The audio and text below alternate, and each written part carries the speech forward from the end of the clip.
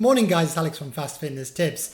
We're here to talk about Peloton today, and in particular, how good value, what's fair value for Peloton, and is it worth it? Look, I'll put a declaration out there right at the start. This is not an anti-Peloton video. I can see some advantages of the Peloton bike. If you don't know what the Peloton bike is, well, basically it's a spin bike. It's a high-tech spin bike out of New York, but it's taken the world by storm. Why? Why is it done so well? Well, basically it's high-tech connected spin bike. So you've got live streaming up to 20 classes a day, live stream from their main studio. In addition, you've got, some good metrics. Okay, power isn't entirely accurate. Calories isn't entirely accurate. But for most people, that doesn't matter. Like, the accuracy is almost a secondary consideration for non-serious cyclists, because they just want to know they're doing enough. And the social connections are what is driving people here. You can cycle with your friends or with the instructor or with whoever, basically online, either live or offline. They've got about 10,000 now pre-recorded classes that have been added up. Now, it's been a huge success. I mean, it is a huge success. I mean, look at their revenue. Like 2 years ago, it was 60 million. A year ago, 370 to 400 million. And now it's up to 700 million per year. So, it's a money-making machine. They're anticipating it's 1,000 million for the next year. How are they making that money? Well, just think of it in terms of subscriptions. The subscription pretty much in every country is $39, pounds or euros. So if it's 1,000 million, divide that by months, that's 83, 84 million a month. So if it was $40 per month, 1 million users gets them to a revenue of actually 500 million, 500 million. And if they increase it to 2 million users, then they're going to have their target of 1,000 million in revenue. This is what's probably drawn all these venture capitalists to invest in it. Series A, B, C, D, E, F, is up to 4 billion as a company in the valuation. And they're going for their IPO pretty soon. Okay, that's all good. But what we're here to talk about today is not the bits or you can look up. What we're here to talk about is the value of Peloton. Is it worth it? So how are we going to look at the value of Peloton? Well, if you look online, you will find some illustrations like this one here, where they say willingness to pay. What's the willingness to pay regarding Peloton? But this survey, which is on priceintelligently.com, actually compares it to SoulCycle, another really expensive cycling spin stroke class. And they're saying of existing customers, if you were to take one class a week, then some people, quite a few, are willing to pay like $50 or $60 a month. But if you're doing 7 classes a week, i.e. one a day, some people are willing to pay $250. Now, personally, I find these figures highly inflated. And if you think about it, what they're surveying here, although the sample size is quite large, 2,000, they're sampling existing users. So it's a kind of circularity. They're asking people who are already customers, who already pay, are you willing to pay? Well, yeah, of course they're willing to pay because they're already paying. If you do an independent survey of people who are not already paying, like regular cyclists like our channel, then yeah, the vast majority are not interested in Peloton. It's not their thing. They don't want to use a spinning bike, and that's cool. I'm not saying anyone should. I think a spinning bike has pros and cons. Like, it can be brilliant even for regular cyclists for recovery or rehabilitation due to the stability, due to the controllability, due to the infinite nature of the resistance. However, yeah, it's not for everyone. But if you do look at those who might be willing to invest in Peloton, and then you say, factor in all costs, that's the bike, everything regarding tax, delivery, everything in a package, how much are you willing to pay? Then around 20% or so are willing to pay, let's say, up to $4 per session, per class. Now, how many are they going to take? Well, let's come to that. There is data on that, and that's called extinction data. So basically, without trying to confuse you too much, If you look at how many people take how many classes, people start enthusiastic. So for example, people start saying, oh, I'm going to take, 10 classes a week or 14 classes a week, like 2 a day. And they never keep those up. Even the most motivated person has an extinction regarding the number of classes they are prepared to take per week. In addition, think about it like this. There's not just the extinction of the class regularity, like how many do you have the time to enroll and turn up to. You have an extinction regarding your willingness to pay for the bike itself, because you're on that monthly sub. You've got the initial outlay, plus you've got the monthly sub, and that all adds up over time. $39 or £39 or €39 is not cheap. It adds up over a year. We're talking about nearly $500, aren't we? Extra. You've already paid for the bike, but they want $500 in addition to that. So what we've done today is we've created the Fast Fitness Tips true cost of the Peloton calculator, so you can work out for yourself whether it's worth it for you. So the way I've done this is you've got your initial cost, the bike cost. Now including that, taxes, delivery, and any discount that you might get. Yeah, there's up to $100, very meager, very mean discount when you're paying $2,000, $2,500.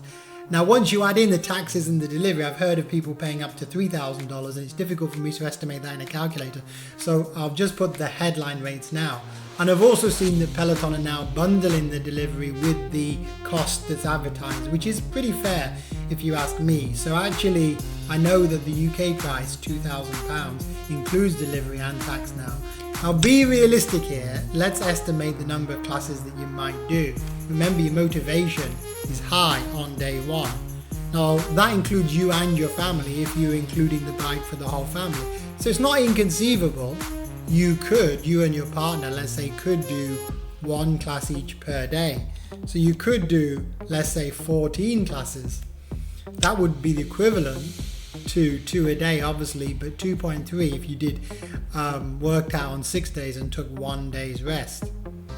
Now, here's a key question. How long do you plan to keep the Peloton for? Well, you probably don't know, but statistically I can tell you how many people generally keep that, and that is from attrition rates published online.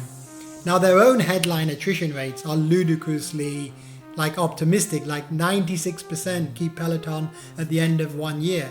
Well, yeah, sure they do, because they've paid up front for 1 year, so why wouldn't they keep it for 1 year?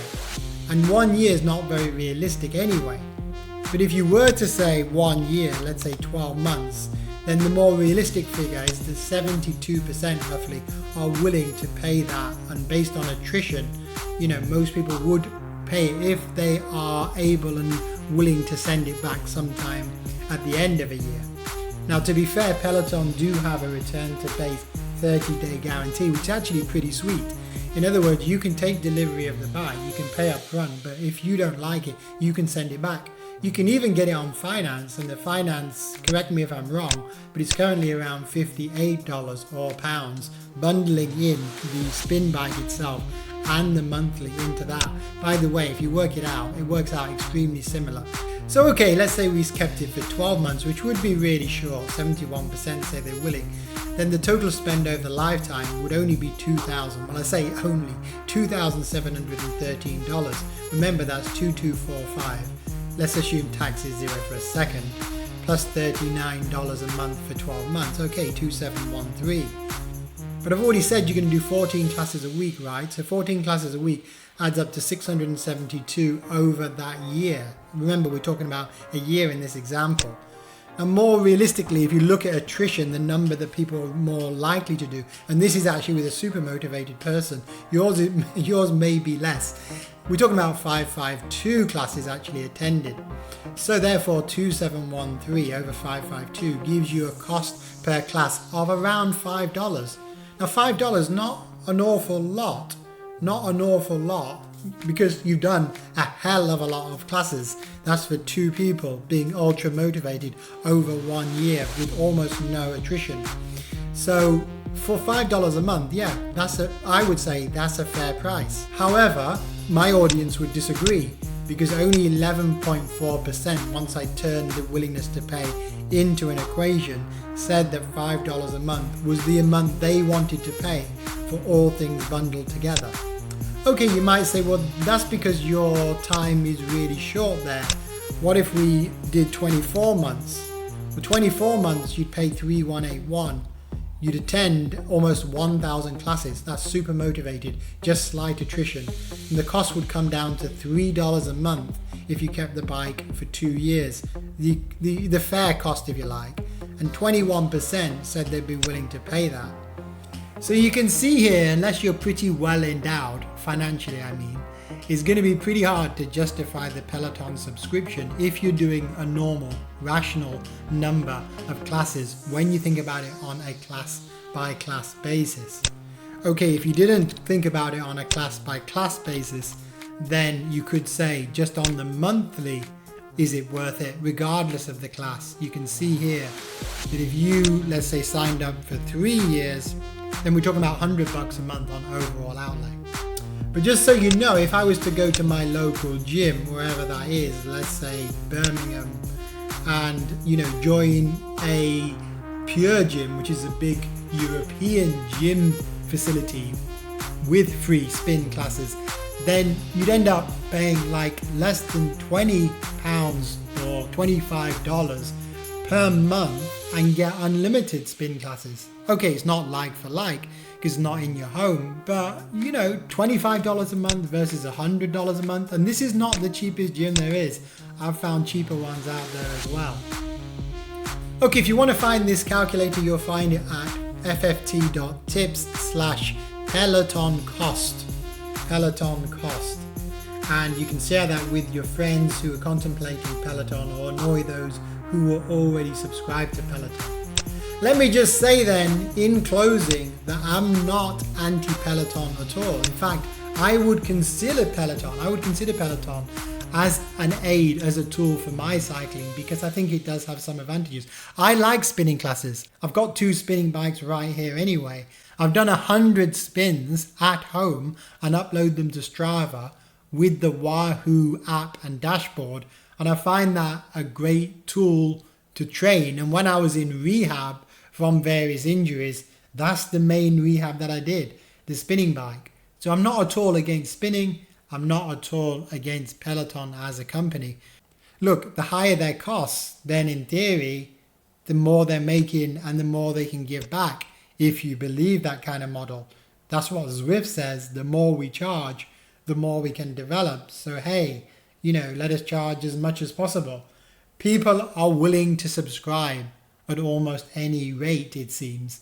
And Peloton have probably nearly 1 million users paying $39, pounds or euros right now. So something is working at that rate. I just want to point out, this subscription model works out really expensive in the long term, and not what John Foley himself has said, in quotes, the bike pays for itself in the long run.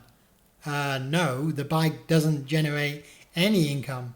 You may get health benefits. There's 1,000 ways to get health benefits.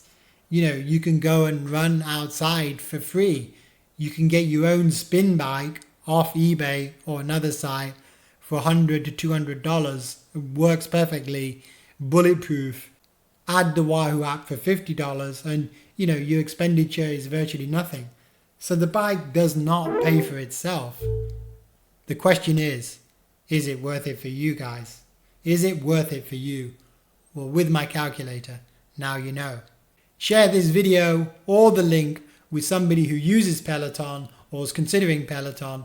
Give me a like or share if you think we've done something valuable here. And until next time, guys, see you around.